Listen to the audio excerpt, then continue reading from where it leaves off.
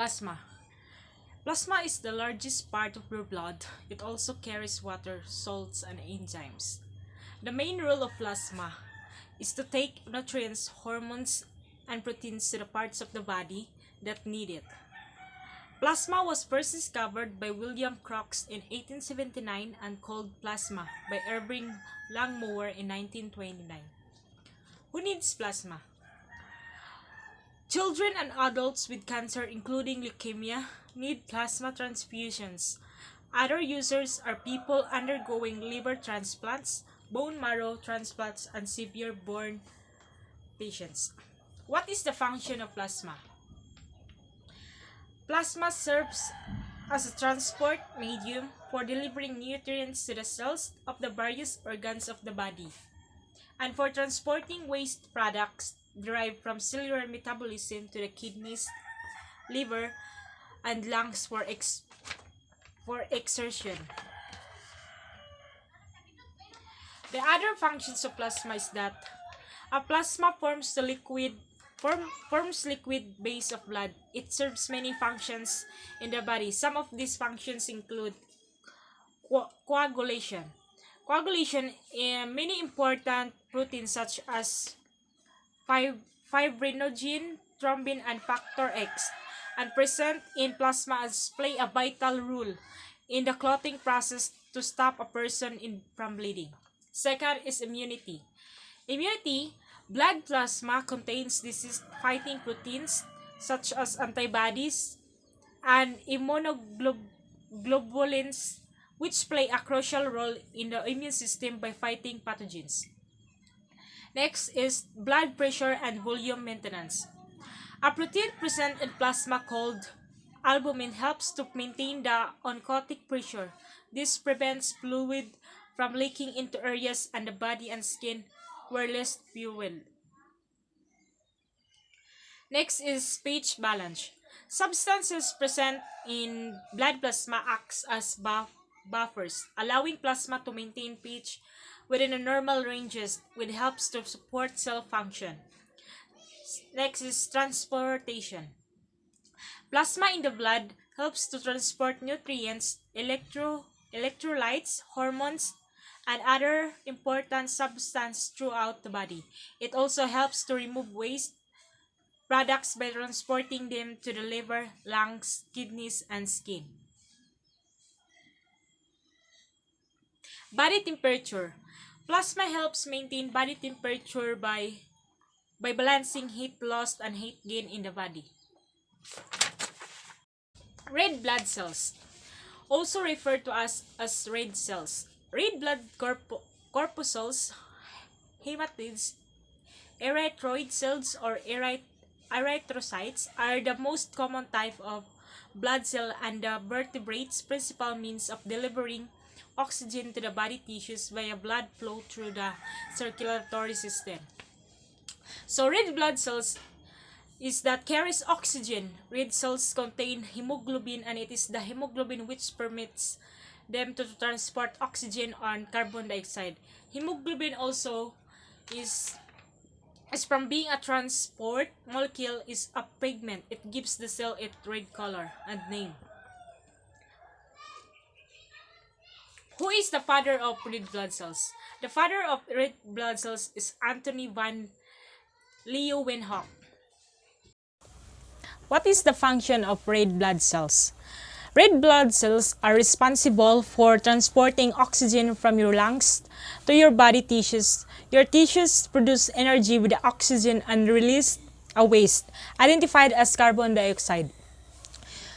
Your red blood cells take this carbon dioxide waste to your lungs for you to exhale.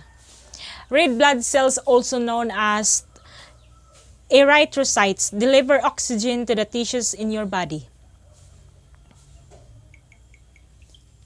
How are red blood cells collected? Red blood cells are prepared from whole blood by removing the plasma, the liquid portion of the blood. Also, sometimes this is done after a person donates a pint of whole blood, resulting in multiple components, red cells, plasma, and platelets, that can be given to different patients. Other times, it is done during the donation itself using a process called apheresis. In this case, only the red cells are retained and the patient's plasma and platelets are returned to them.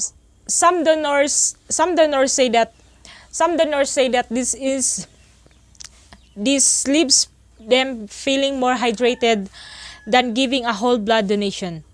Red cells Red cells have a shelf life of up to 42 days depending on the type of anticoagulant used when they are stored. They can also be treated and frozen for 10 years or more. White blood cells are also called leukocytes. They protect you against illness and disease. They flow through your bloodstream to fight viruses, bacteria, and other foreign invaders that threaten your health. Your white blood cells account for only about 1% of your blood, but there is a big impact. How are white blood cells named? The white blood cells are called leukocytes, from the Greek word leukos meaning white and kytos meaning cell. Who is the founder of white blood cells? Gabriel Andral, 1797 to 1876, a French professor by medicine, and William Addison, 1802 to 1881, an English country practitioner, reported simultaneously the first description of leukocytes, 1843. Both concluded that the red as well as the white globules of the blood were altered in disease 2 and 3. Types of white blood cells. Among your white blood cells are monocytes. They have a longer lifespan than many white blood cells and help to break down bacteria. Second is lipocytes. They create antibodies to fight against bacteria, viruses, and other potentially harmful invaders. Neutrophils. They kill and digest bacteria and fungi. They are the most numerous type of white blood cell and your first line of defense when infection strikes. Basophils. These small cells seem to sound an alarm when infectious agents invade your blood. They secrete chemicals such as histamine, a marker of allergic disease that help control the body immune response. Eosinophils. They attack and kill parasites and cancer cells and help with allergic response.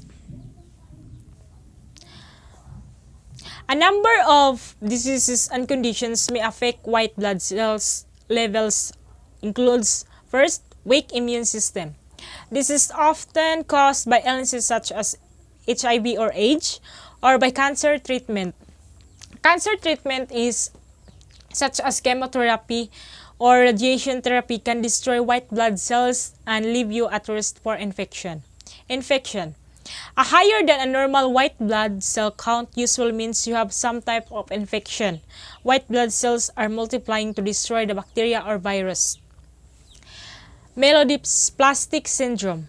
This condition causes abnormal production of blood cells. This includes white blood cells in the bone marrow. Cancer of the blood.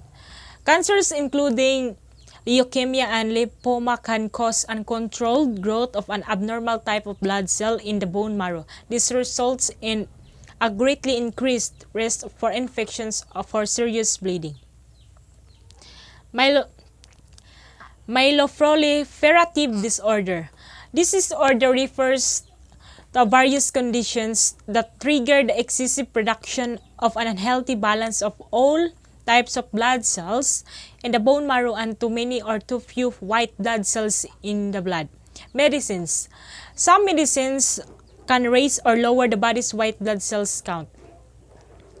Conditions such as extreme physical stress can caused by an injury or emotional stress can also trigger high white blood cell levels. So can inflammation, labor or the end of pregnancy, smoking, or even extreme exercise. Platelets is a tiny disc-shaped paste of cell that is found in the blood and spleen. Platelets are pieces of very large cells in the bone marrow called megakaryocytes gyrocytes. They help form blood clots to slow or stop bleeding and to help wounds heal. Who discovered platelets? Discovered by the Italian pathologist Galileo Bizzozero in 1882. How many platelets are in the human body? A normal platelet count ranges from 150,000 to 450,000 platelets per microliter of blood. Having more than 450,000 platelets is a condition called thrombocytosis. Having less than 150,000 is known as thrombocytopenia. How many days do platelets live? Platelets usually survive for 7 to 10 days before being destroyed naturally in your body or being used to clot the blood. A low platelet count can increase your risk of bleeding. Platelet function. In addition to being the smallest blood cell, platelets are also the lightest. Therefore, they are pushed out from the center of flowing blood to the wall of the blood vessel. They roll along the surface of the vessel wall, which is lined by cells called endothelium. The endothelium is a very special surface, like Teflon, that prevents anything from sticking to it. However, when there is an injury of cut and the endothelial layer is broken, the top fibers that surround a blood vessels are exposed to the liquid flowing blood. It is the platelets that react first to injury. The top fibers surrounding the vessel wall like an envelope attract platelets like a magnet, stimulate the shape change that is shown in the pictures above. What it means to have many platelets. The medical term for having too many platelets is thrombocytosis, and there are two types. First is primary or essential thrombocytosis. Abnormal cells in the bone marrow cause an increase in platelets, but the reason is unknown. Second is secondary thrombocytosis. The same condition as primary thrombocytosis, but may be caused by an ongoing condition or disease such as anemia, cancer, inflammation, or injection. What makes platelets change their shape? Platelets, the smallest of our blood cells, can only be seen under a microscope. They're literally shaped like small plates in their non-active form. A blood vessel will send out a signal when it becomes damaged. When platelets receive that signal, they respond by traveling to the area and transforming into their active formation. To make contact with a broken blood vessel, platelets grow long tentacles and then resemble a spider or an octopus. What platelets do in the body? Platelets are tiny blood cells that help your body from clots to stop bleeding. If one of your blood vessels get damaged, it sends out signals to the platelets that rush to the site of damage and from a flag clot to fix the damage. What colour is the liquid flowing through your veins, arteries and capillaries? Trick question. It's not blue or red, but technically it's actually yellow. The blood that you see when you cut yourself looks red because it contains millions of red blood cells. But the fluid which the blood cells are suspended in is actually yellowish or straw-coloured. It's called plasma. If you were to spin a blood sample really fast or centrifuge it, you would soon find that plasma makes up about 55% of the volume of blood. And plasma itself is actually 90% water. This means it's perfectly adapted for its transport function. So what does plasma transport? It carries red blood cells, which themselves carry oxygen, and white blood cells, and platelets, and nutrients. The nutrients come from the food we eat every day and include amino acids, vitamins, fats, sugars, and fatty acids. These key components are used to keep us fit and healthy. Plasma also transports heat throughout the body and can even help with heat loss. As well as being 90% water, plasma is 7% proteins. Some of these proteins in the blood plasma are involved in defense. These include globulins functioning as antibodies, which are used to fight infection, and fibrinogen, which helps to form clots to seal wounds. To learn more about how blood clots, watch this video. The most important protein in plasma is albumin. Albumin proteins in the blood plasma pull water back into the blood capillary from the surrounding tissues. The albumin in the blood plasma means there is a higher water concentration in the fluid in the surrounding tissues than there is in the blood. This means water is pulled back into the blood from the tissues by osmosis and water moving down its concentration gradient. We say that the albumin maintains the osmotic pressure of the blood. As well as 90% water and 7% proteins, plasma also has important salts and electrolytes, such as sodium and potassium. These are really important in keeping our nerves firing, so they can send messages around the body. Plasma also includes enzymes that catalyze reactions and hormones that regulate body functions. So as well as moving useful substances around the body, plasma is also involved in getting rid of waste products, like urea. Urea is produced in the liver when excess amino acids are broken down. The nitrogen from the amino acids is converted to ammonia. But this is poisonous, and so we don't want it in our blood. Instead, it's converted again to urea before being released into the plasma. The blood plasma is filtered by the kidneys and the urea is removed from the body in the urine. So, to summarise, the plasma has a range of roles, including maintaining blood pressure, water levels, and body temperature. It has a major role in transporting many substances around the body, including hormones, nutrients, gases, waste products, and proteins, such as antibodies and enzymes. Blood cell life cycle, or erythrocyte life cycle. So here I'm drawing a blood vessel. A blood vessel contains red blood cells. Here are mature red blood cells, and mature red blood cells are responsible for transporting oxygen around our body. But where do the red blood cells come from? Well, they all arise from the bone marrow. So here I'm drawing a bone. The red blood cells come from stem cells within the bone marrow. Erythropoiesis is the term used to describe erythrocyte synthesis, or the production of red blood cells. Hemopoietic stem cells can differentiate into pro-erythroblast and then early erythroblast. In the early erythroblast stage, we see ribosome synthesis. And this is important because once the early erythroblast becomes a late erythroblast, the ribosomes are synthesizing a lot of hemoglobins, and so we have hemoglobin accumulation. Hemoglobin is the molecule within red blood cells that actually carry the oxygen. So this late erythroblast can then develop into a normoblast, and normoblast already contains all this hemoglobin. A normoblast will then become a reticulocyte. A reticulocyte loses its nucleus. However, it is not a red blood cell just yet.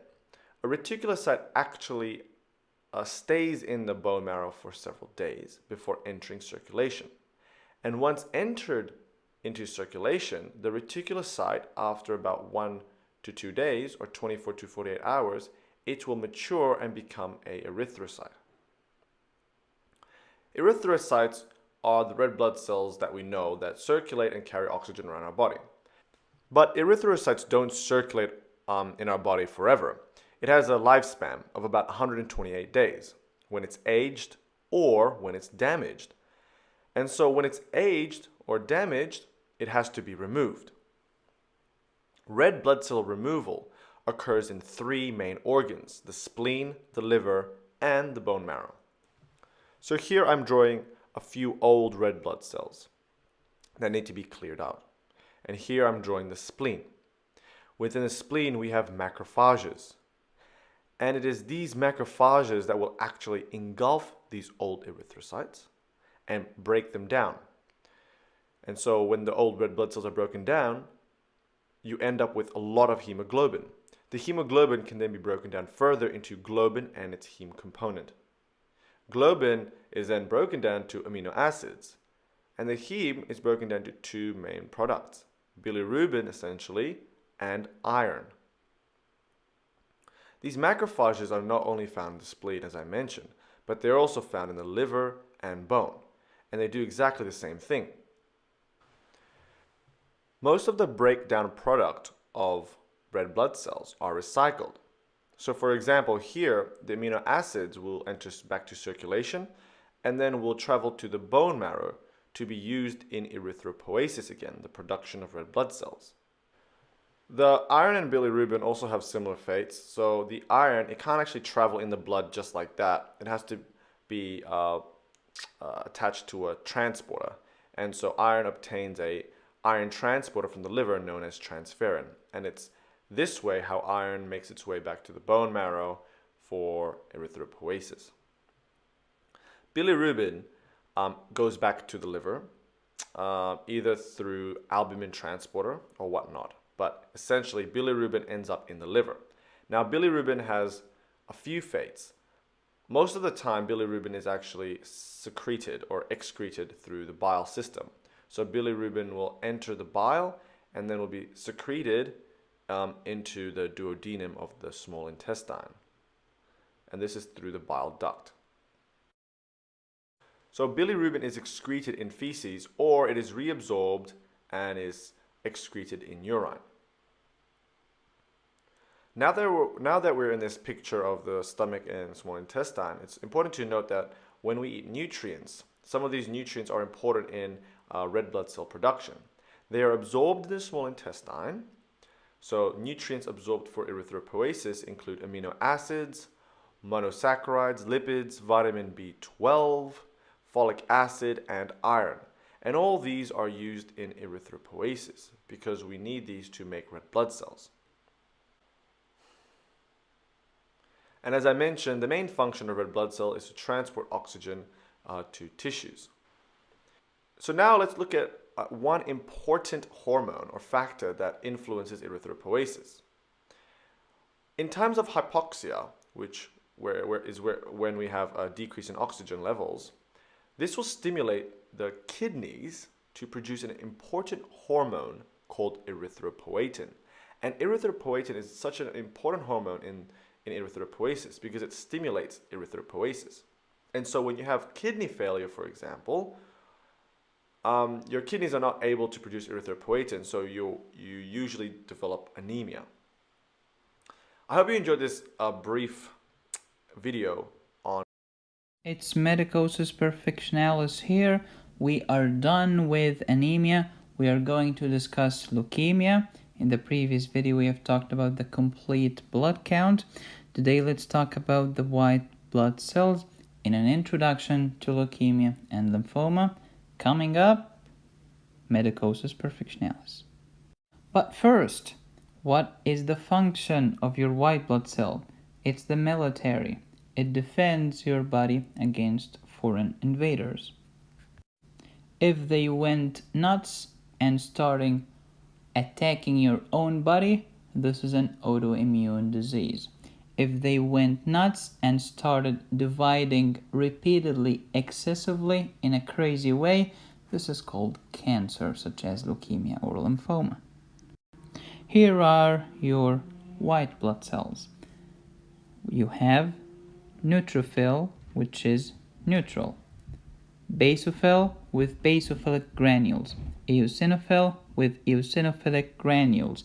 We call all of these together granulocytes. Here we have the A granulocytes, no granules. Magnet-shaped, magnet horse show, monocyte. This is your lymphocyte with very little rim of the cytoplasm left. You cannot differentiate between B lymphocytes and T lymphocytes on the peripheral smear. It's impossible. That's why we need something called flow cytometry, as we will discuss later. Are learning about any topic for the first time, what's the first question? What's the definition of white blood cells? They are cells. Oh, really? Okay, that was nice. Spoiler alert. They are blood cells that are part of the immune system that defends your body against foreign invaders. That's fine. They are nucleated. Unlike red blood cells, which were anucleated, unlike platelets, which are not even cells, platelets are just fragments of the cytoplasm of their parent called megakaryocyte. White blood cells are derived from stem cells called multipotent stem cells. This is their type. These multipotent hematopoietic stem cells will give you the myeloid lineage and the lymphoid lineage. Myeloid include the red blood cells, the platelets, and some white blood cells, such as neutrophil, basophils, eosinophils, and the monocyte. And the lymphoid include the B lymphocyte and the T lymphocyte. See, no distinction by the naked eye using microscopy. That's why we need flow cytometry. Okay, these are the granulocytes. These are the non-granulocytes. Now, if you understand this slide, you will surf through the sea of leukemia and lymphoma seamlessly. So please pay attention. Leukocytes, loco means white, cyte means cells. Some people write it with a K, some use a C. I don't care. Okay. Leukocytes, where can you find white blood cells? You can find them in the blood and in the lymph. What is the blood and what's the lymph? That's easy. They are part of your circulatory system.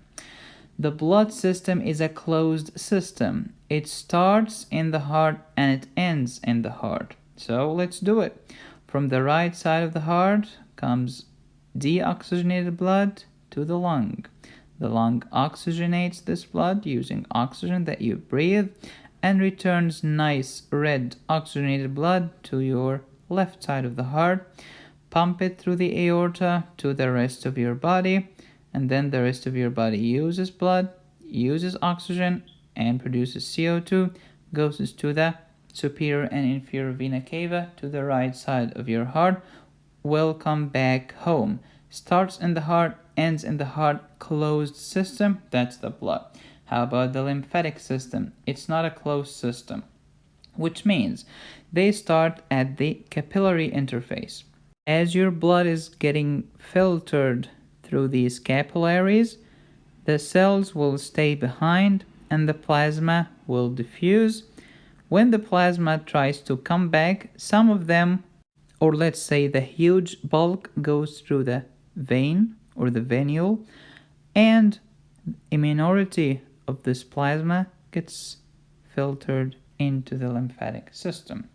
The lymphatic system, again, same reason, they fight infection, they fight foreigners, but they have military bases where there are a lot of the army, a lot of the navy, a lot of the soldiers there to fight infection. These are called lymph nodes. That's fine. So if you have abnormal white blood cells in your blood, this is leukemia. Abnormal red blood cells in your lymph nodes, this is lymphoma, period, end of issue. Okay? Now, where is the factory that produces your blood? It's called the bone marrow. That's why leukemia will be in the bone marrow and in the blood smear. So how to diagnose it? Again, get a peripheral smear and get a bone marrow biopsy. How to diagnose lymphoma? You need a lymph node biopsy. We are done. Okay, if you understand this, you get the whole concept. Clearly, it's an oversimplification, but I'd like you to get a grasp of the basis, because some students go mad without knowing the basis. Oh, but I'm confused. What's the difference between acute lymphocytic leukemia and non-Burkitt's lymphoma? Hey, honey, calm down. Understand the basics first. goodness gracious. Leukemia in the bone marrow and in the bloodstream. Lymphoma in the lymph node. Okay, fine. Now let's take a blood sample and do centrifugation. Okay, red blood cells are the heaviest, the highest density, so they go to the bottom, okay, if you remember anything about physics. RBCs are 45% of the whole blood, okay? That's why your hematocrit was 45%. Hello? Okay. The plasma is lighter, less density. It goes to the top, 55%. Now there is a very tiny, less than 1% here called the buffy coat. It contains both the white blood cells and the platelets. Okay, that's why we called white blood cells, because they appear white. Okay, here. Now sometimes this layer appears green. Why? What are the most numerous white blood cells? The neutrophils. What does they have in them? The myeloperoxidase enzyme. Oh, that's why they're green. Okay. Talked about the CBC in the previous video. We want to know the white blood cells, the platelets, and the red blood cells. If you order a peripheral blood smear, you use a stain called Romanovsky or Wright-Giemsa stain. You may need special stains for some stuff, but this is the general rule. Okay, so as you know, the white blood cells constitutes less than 1% of the total blood cell population. Oh, so why do we care? Because they are part of your immune system, dummy. That's why. The normal white blood cell count is between 4,000 and 11,000 white blood cells per microliter of blood. Now, on the other hand, RBCs are 45 millions, not thousands. That's how numerous red blood cells are. Less than 4,000 and you have a condition called leukopenia. White, penia means few or a deficiency. More than 11,000 you have leukocytosis. Classification of the red blood cell, as you know, depending on the cell lineage, you have myeloid or lymphoid. According to the structures, you have granulocytes or agranulocytes. Granulocytes include neutrophils with their neutral granules, eosinophils with their eosinophilic granules, basophils with their basophilic granules. Agranulocytes, anything else such as monocytes and lymphocytes. Now, there is a condition called agranulocytosis, okay? Now, students get confused. What do you mean by agranulocytosis? Do you mean that the agranulocytes are increased or that the granulocytes are non-existent? Like, is the A here negative, which means agranulocytes, or is it A negative means there are no granulocytes? Okay, indeed, agranulocytes means less granulocytes in your blood. Don't be confused. Granulocytes, okay, neutrophils, basophils, eosinophils are A, absent, or decreased in your blood. Basically, agranulocytosis is just neutropenia. Okay, that's it. Okay, we're done. A quick introduction about the white blood cells. In the next video we will discuss. This was a quick discussion on white blood cells. In the next video we will discuss lymphocytes. Until next time. Be safe, stay happy, and study hard.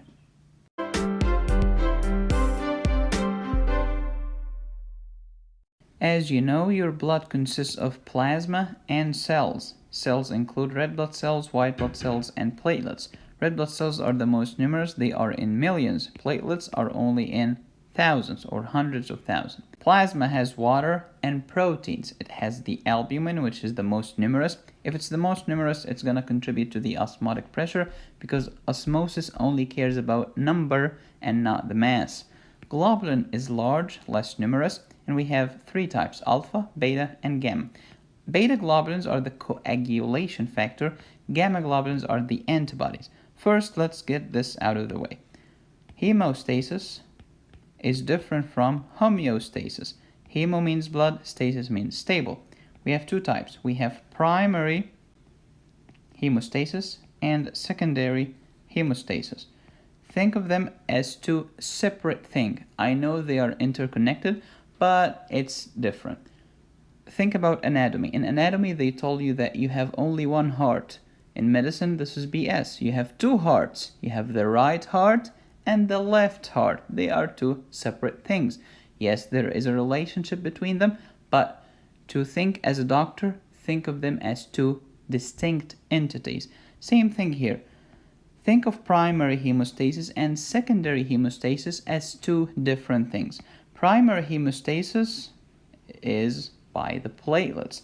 Secondary hemostasis is a process caused by the beta globulins, the coagulation factor. If you can think about them as two different things, you can solve any question.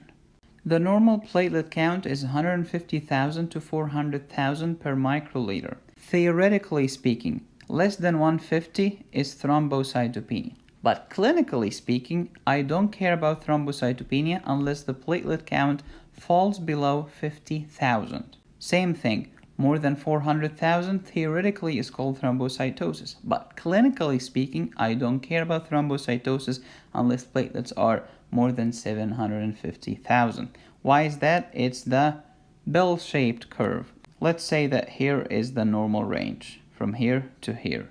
So here, as you know, you will be your normal platelet count from 150,000 to 400,000. Okay? Then here is just standard deviation, and here we start to care about thrombocytopenia. Here we start to care about thrombocytosis. It's similar to intelligence. Okay? If you have an intelligence of 100 and your friend has 103, does that mean he is smarter than you? No, it doesn't mean anything. But there is like 3 degrees difference. I don't care, because if you look at the curve, we only care when it's significant. Same thing with platelets. So when grandma comes and tell me, I see here the platelet counts are 500,000 and according to the reference range, they are high. They are supposed to be only 400,000. I ask her one question. Do you have any symptoms? No. I just send her home. Follow up with me, you'll be fine. When you leave blood alone in a test tube, a vertical test tube, it will sediment. It's called gravity. And by the way, in my video on ESR, erythrocyte sedimentation rate, I made a mistake. I told you to measure this distance as the ESR. No, we measure it from above. So because the blood starts as here and start to sediment, we measure this distance from here to here. And the Westergern tube is numbered from here. So 0, 1, 2, 3. So any idiot can measure the level of the red blood cell. You measure this number and this is your ESR. You start from the top, not from the bottom. I made a mistake. Sorry about that. For A+ students, this buffy coat area, which is between the plasma on top and red blood cells on the bottom, sometimes can appear green. Why? Because it includes the white blood cells and they have myeloperoxidase created or secreted by the neutrophils. Platelets are in this buffy coat. It's very thin. Sometimes you can't see it. That's fine. But this tells you that the red blood cells are in millions. Platelets are nothing compared to the red blood cells. That's why they are less than 1%. Very thin buffy coat layer. Is there a difference between plasma and serum? Yes, indeed there is. Again, leave the blood alone and it will start to sediment. Leave it to clot. Do not add any anticoagulant or coat the test tube, and then you will have a blood clot. Remove this blood clot and throw it in the trash. What's left is called the serum. Yeah, just get blood, let it clot, remove the clot, throw it in the trash. What's left is the serum. Serum is defibrinated plasma. I love this word. Defibrinated. So, here is the blood clot. The blood clot includes red blood cells and platelets. Yes, they are called thrombocytes. They are the cells of thrombosis. And they have the plasma coagulation factor. Throw this in the trash and you'll end up with the serum. So plasma minus clot equals serum. Serum is plasma without fibrinogen or the clotting factors. Serum has high concentration of serotonin. No kidding, that's why we call it serotonin. IN means protein and sero because it's in the serum. By the way, serotonin is also involved in depression. It's in your brain. That's why antidepressants are SSRIs, selective serotonin reuptake inhibitors. And serotonin is also involved in carcinoid syndrome. Platelets, also known as thrombocytes. Cyte means cell, thrombo means thrombus. So they are the cells of thrombosis. What an honor. Decreased number of platelets is thrombocytopenia. Increased number of platelets is thrombocytosis or thrombocythemia. But again, we don't care about thrombocytosis unless it's more than 750,000. We don't care about thrombocytopenia unless it's below 50,000 because of the bell-shaped curve and the standard deviation. Platelets are synthesized from the glorious, magnificent megakaryocytes. Megakaryocytes are made in the bone marrow. While leaving the bone marrow, they squeeze through some sinusoids. They break down into pieces, actually thousands of pieces. Each piece is a platelet. So platelets are not cells, they are just pieces of the magnificent megakaryocyte. Platelets are pieces, they are not cells. So somebody will ask, do platelets have nucleus? This is a stupid question, like the question that asks, does truth exist? Well, is that true? Haha. Again, same foolish question. If I told you platelets are not cells, then they don't have nucleus. Are they able to divide? They are not cells, honey, so they cannot divide. Okay, how do they regenerate? They don't. Only the megakaryocyte is able to produce more, but platelets by themselves cannot regenerate or divide. Platelets are just pieces of the membrane of the megakaryocyte and small part of its cytoplasm. But the megakaryocyte had a big lobated nucleus. Platelets have no nucleus whatsoever. On bone marrow biopsy, we don't see platelets. We only see megakaryocyte because while squeezing out of the sinusoids, then they get destroyed into thousands of pieces called platelets. In order for you to see platelets, you need a peripheral blood smear, what the British call it the blood film. Where do you find platelets? In the peripheral blood. 1/3 of the platelet pool is hiding in the spleen. That's why splenomegaly decreases the platelet count. Because when you have splenomegaly, now you have, let's say, half of the number of platelets in the spleen, leaving less platelets in the peripheral blood. When you order a platelet count, we are only counting the peripheral blood. So splenomegaly will decrease the platelet count. Huge spleen can eat more platelets. That's why one of the methods to treat thrombocytopenia is to remove the spleen. When you remove the spleen, you force all of the platelets into the peripheral blood.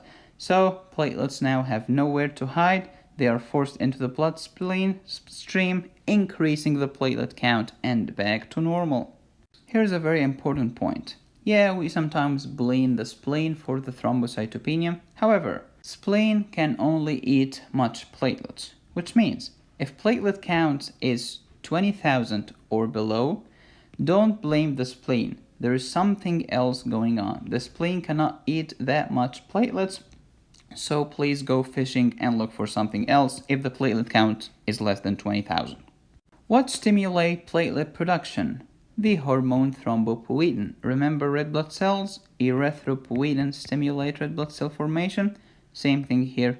Thrombopoietin, TPO, synthesized by the glorious liver. That's why in severe liver disease there is thrombocytopenia, because now you have less TPO. Also interleukin 6 increased TPO, then will lead to increased platelet. Interleukin 6 is involved in inflammation or some malignancies. That's why increased interleukin 6 increases TPO, increased platelet count. We call this secondary thrombocytosis. Do you remember primary thrombocytosis? Yes, it's essential thrombocytosis, one of the myeloproliferative disorder together with the multiple myeloma. Then, decreased platelet count will stimulate TPO production to increase platelet count back to normal. This is called negative feedback. The lifespan of platelets is between 8 and 12 days. Who removes platelets? The splenic macrophages. Who regenerates the platelets? Not the platelets, but their parents, the megakaryocytes found in the bone marrow. In the next video, we're gonna discuss platelet structure, so make sure to subscribe.